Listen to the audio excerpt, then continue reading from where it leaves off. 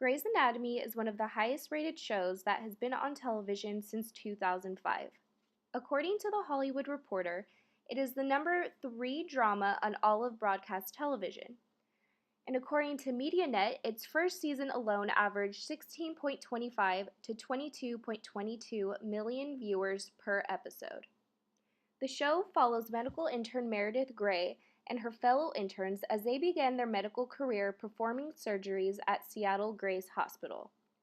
Unbeknownst to Meredith, she hooks up with a man named Derek the night before her first day as an intern, and he turns out to be one of her attendee doctors at the hospital. Additionally, Meredith's mother, Ellis Grey, was a very successful doctor who previously worked at Seattle Grace Hospital, and so Meredith has to deal with people expecting her to be as great as her mother, who now suffers from Alzheimer's disease. Although no one but Meredith knows. In addition to Meredith, we also have 4 other interns, Christina, Izzy, George, and Alex, who are also trying to navigate life as they begin their medical journeys at the hospital.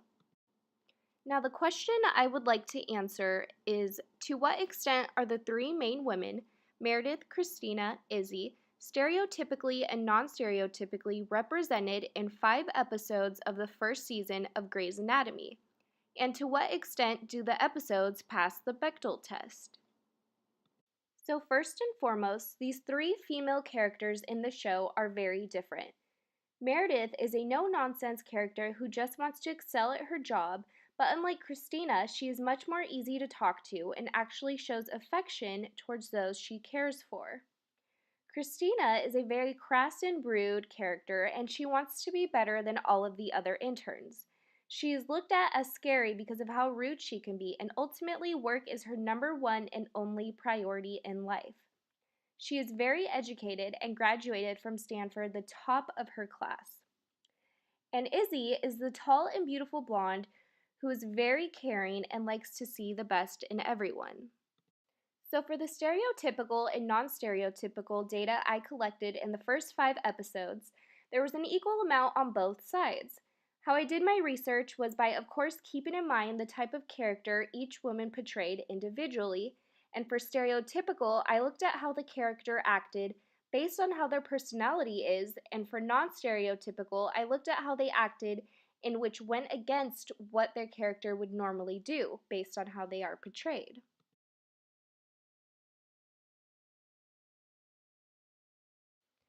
So we'll look at the stereotypical data first. I was able to get a lot on Christina's character.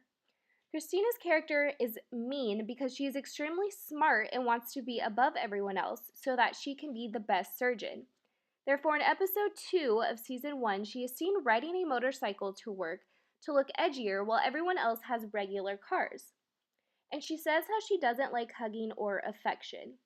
In the very first episode, she says, "I hear one of the interns is a model. Seriously, that's going to help with the respect thing?" Additionally, she says, "I'm not a people person. I can't talk to the families of patients."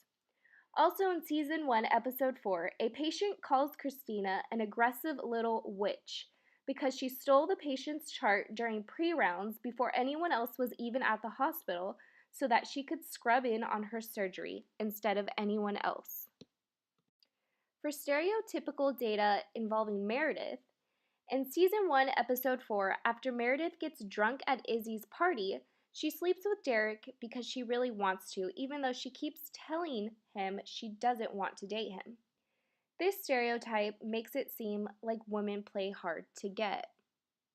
Now, in terms of stereotypical data for Izzy's character, her character is looked down on at first because she is a tall, pretty blonde who has a modeling background.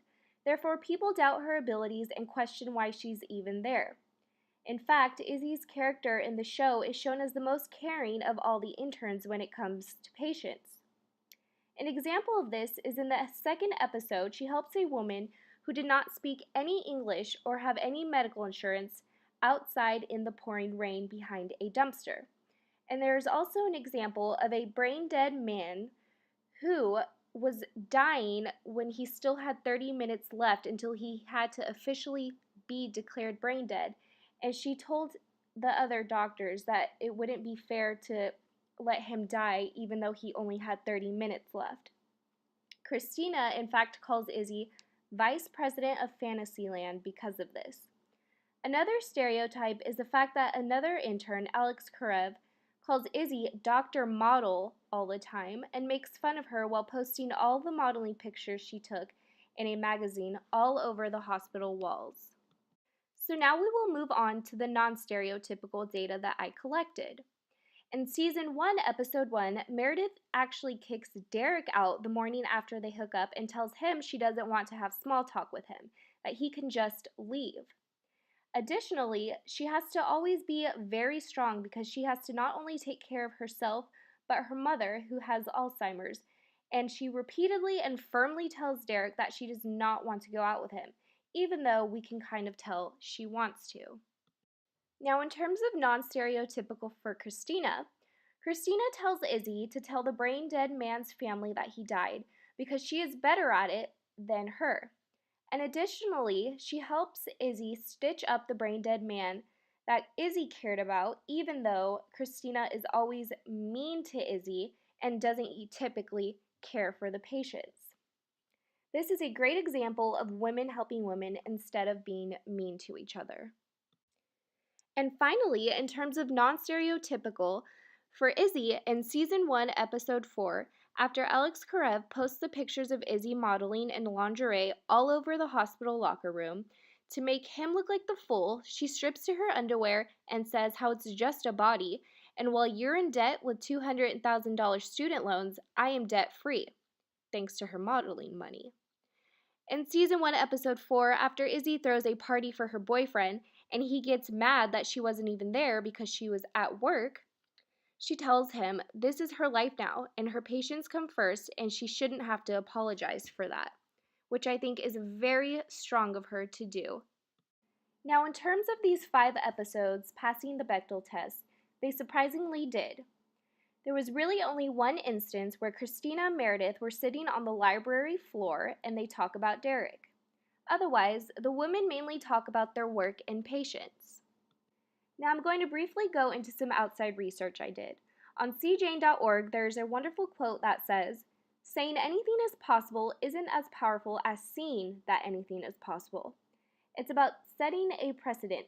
If girls don't see physicists, racing car drivers, and CEOs on screen, how are they expected to want to be physicists, racing car drivers, and CEOs? By shining a light on this issue when the world is watching, we can start to effect real and significant change." I believe this is a relevant quote because Grey's Anatomy plays a great role in showing strong, working, and inspiring lead women characters, and I believe that is one reason of many that people love watching it. Another great quote that is from rampages.us explains how the medical drama Grey's Anatomy presents common gender stereotypes in an effort to challenge them by displaying positive images and untraditional characteristics to contradict patterns and prove that receiving equal treatment is possible. Forbes writer Bruce Y. Lee explained how actress Geena Davis told him during a recent conversation, "There have been far fewer opportunities for females and other groups to play different characters. Instead, the woman has often been the girlfriend or the wife of the lead character. This was sending a message to everyone in society that women had less value. And Geena Davis is trying to change all of that." And so finally, what does all this data show us? Well, Grey's Anatomy does a great job at showing women characters in a strong and positive light, and that they don't need a man to be successful or happy. Although they all have different personalities which equate their own different stereotypes, for the most part, this show rarely shows any negative stereotypes of women. In today's day and age, where people are starting to watch television at much younger ages, it's important the messages that come across on popular TV shows are positive and reinforcing instead of constantly showing women or anyone in a negative light.